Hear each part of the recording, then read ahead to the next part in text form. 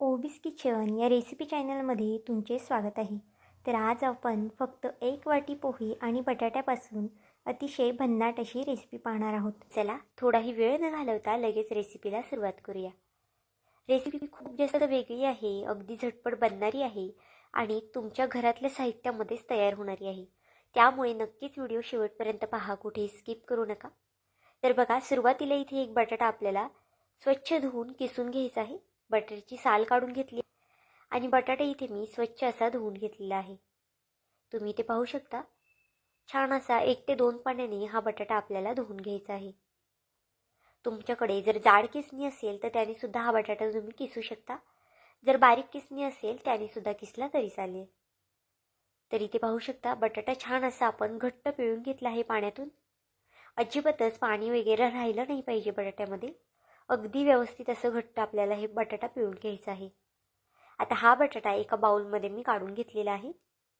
आता हा पदार्थ ना मी 2 व्यक्तींनुसार करत आहे, त्यानुसार एक बटाटा पुरेसा आहे. पण जर तुम्ही जास्त लोकांसाठी करत असाल तर बटाट्याचं प्रमाण आणि पोह्याचं प्रमाण जास्त घ्या. आता बटाटा किसून ठेवला होता तो थोडा वेळ साईडला ठेवून देऊया. तोपर्यंत जे आपले पोहे आहेत ना ते घेऊया. आता इथे मी 1 बटाटा आणि 2 वाटी पोहे घेतले होते. तुम्ही पोह्याचं प्रमाण इथे कमी जास्त सुद्धा करू शकता. जर तुम्हाला 1 बटाटा आणि 1 वाटी पोहे घालायचे असतील तर ते सुद्धा इथे तुम्ही घालू शकता.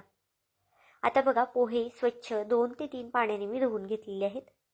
पोहे सुरुवातीला आपल्याला स्वच्छ असे निसून घ्यायचे आहेत आणि मग नंतरच 2 ते 3 पाण्याने धुवून घ्यायचे आहेत. आता बघा, इथं बऱ्यापैकी पाणी इथे मी पोह्यामध्ये टाकलेलं आहे. यामुळे काय होईल, पोहे आपले अगदी व्यवस्थित असे भिजले जातील, मऊसूत असे भिजले जातील. त्यामुळे पोह्यामध्ये पाणी टाकताना अगदी व्यवस्थित असं पाणी घालून घ्या. आता इथे मी अगोदरच तुम्हाला सांगणार आहे, आपण कोणताही तळणीचा पदार्थ करत नाही, तेलकट वगैरे पदार्थसुद्धा अजिबातच करत नाही.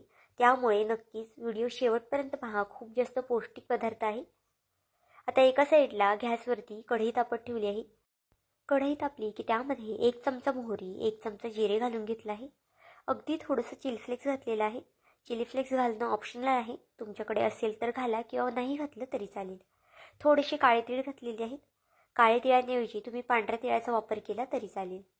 आता हे सगळं एक 10 ते 15 सेकंद मी परतून घेतलेलं आहे.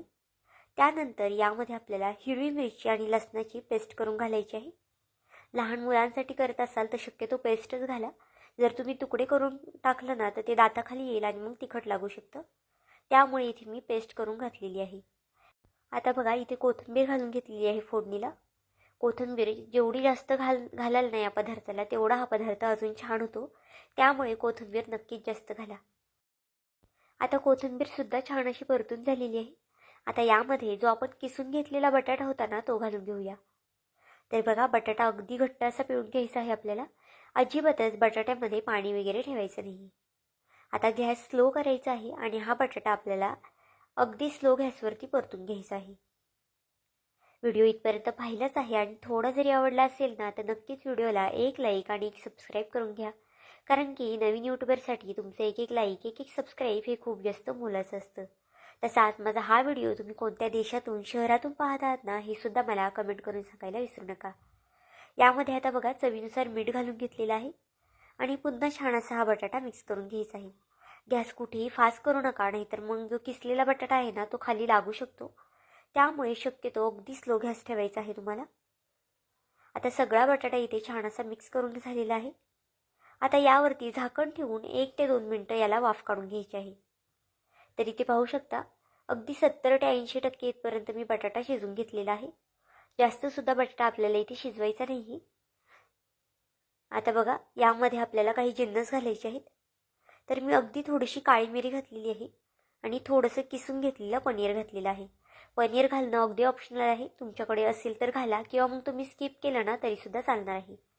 जर तुमच्याकडे सिमला मिरची असेल, गाजर असेल, ते सुद्धा इथे तुम्ही किसून घालू शकता. त्याने सुद्धा छान असा फ्लेवर येतो या रेसिपीला आणि हा पदार्थ अजून जास्त पौष्टिक होतो. मुलांच्या डब्यासाठी म्हणा किंवा मग पाहुणे रावळे आले, नाश्त्याला सुद्धा हा पदार्थ तुम्ही करू शकता. खूप जास्त अप्रतिम हा पदार्थ लागतो.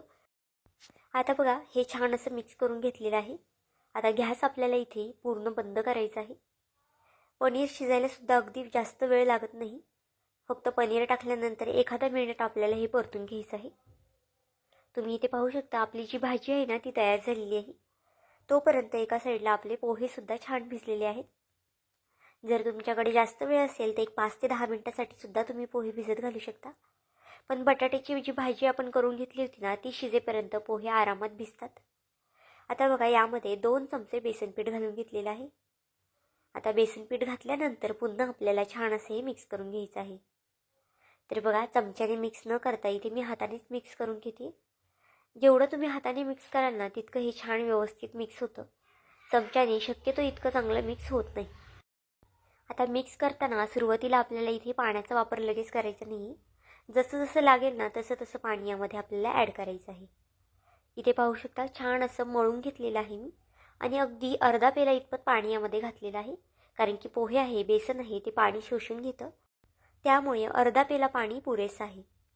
आता यामध्ये चवीनुसार मीठ घालून घेऊया.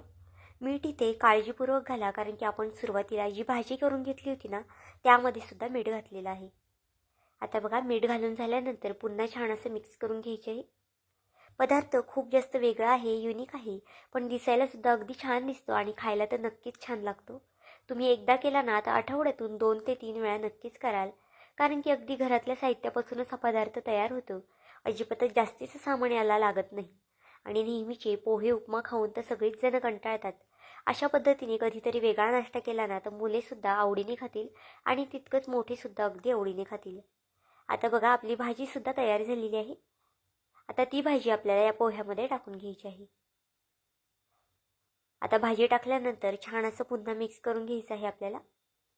तुम्हाला जर हाताने मिक्स करायचं असेल हाताने सुद्धा तुम्ही हे मिक्स करू शकता किंवा मग छान असं चमच्याने सुद्धा मिक्स करू शकता. तर बघा बॅटर आपलं अगदी छान असं मिक्स करून घ्यायचं आहे. व्हिडिओ इथपर्यंत पाहिलाच आहे आणि अगदी थोडा जरी आवडला असेल ना तर नक्कीच व्हिडिओला एक लाईक आणि एक सबस्क्राईब करा. कारण की नवीन यूट्यूबरसाठी तुमचं एक एक लाईक एक एक सबस्क्राईब हे खूप जास्त मोलाचं असतं. तर आता बघा हे छान असं मी मिक्स करून घेते. तुम्ही चमच्याने न मिक्स करता हाताने सुद्धा मिक्स करू शकता. इथे पाहू शकता आपलं बॅटर जे आहे ना ते अगदी परफेक्ट असं तयार झालेलं आहे. यामध्ये अगदी थोडंसं मी पुन्हा पाणी घातलेलं होतं. एकूण इथे आपल्याला अर्धा पेल्याला थोडंसं जास्त पाणी लागलेलं आहे. तर बघा अगदी परफेक्ट असं बॅटर झालेलं आहे. ही भाजी आपण करून घेतली होती ना त्या भाजीचा सुगंधसुद्धा खूप छान येतो आणि नुसती जरी तुम्हाला तशीच खायची असेल ना तरीसुद्धा ती भाजी अप्रतिम लागते. आता हे एका साईडला ठेवून देऊया. गॅसवरती एक तवा तापत ठेवलेला आहे. तुम्ही हा पदार्थ तव्यामध्ये करू शकता, पॅनमध्ये करू शकता, कशातही हा पदार्थ तुम्ही करू शकता. आता पॅनला अगदी थोडंसं तेल लावून घ्यायचं आहे. तेलाऐवजी इथे तुम्ही बटरचा सुद्धा वापर करू शकता किंवा मग तुपाचा सुद्धा वापर करू शकता. आता बघा हातावरती मी थोडंसं हे थापून घेतलं होतं आणि मग नंतर परत हाताला थोडंसं पाणी लावून आपल्याला हे तव्यावरती थापून घ्यायचं आहे. अगदी या पद्धतीने मुलांच्या डब्यासाठी म्हणा किंवा मग नाश्त्यामध्ये तुम्ही हे झटपट पराठे म्हणा किंवा याला तुम्ही दुसरेसुद्धा नाव देऊ शकता.